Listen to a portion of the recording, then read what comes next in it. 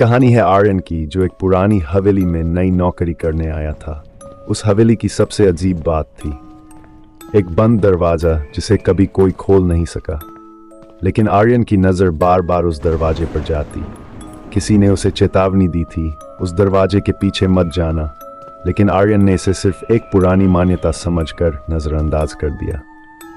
एक रात जब हवेली में सब सो चुके थे, आर्यन को अजीब सी आवाज़ें सुनाई दी। दरवाजा खुद ब खुद हिल रहा था, मानो उसे कोई खोलने की कोशिश कर रहा हो।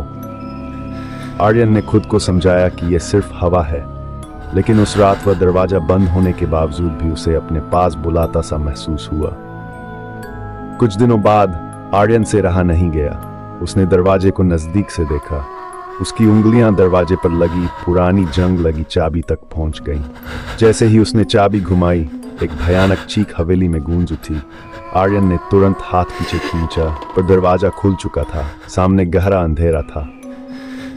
उस अंधेरे में कुछ था, कुछ ऐसा जिसे समझ पाना नामुमकिन था। आर्यन ने वहां कदम रखा और अचानक उसे महसूस हुआ कि वह हवेली के अंदर नहीं, बल्कि किसी दूसरी दुनिया में खड़ा है। चारों ओर सर्दी और डरावनी खामोशी थी, और फिर किसी ने उसके कंधे पर हाथ रखा। वह पलटा, लेकिन कोई नहीं था।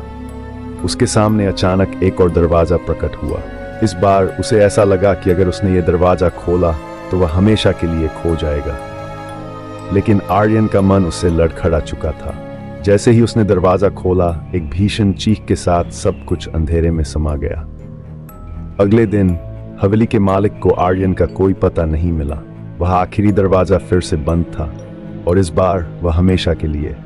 कोई नहीं जानता कि आर्यन के साथ क्या हुआ। शायद वह भी उसी अंधेरे का हिस्सा बन गया जिससे उसे बचने की चेतावनी दी गई थी।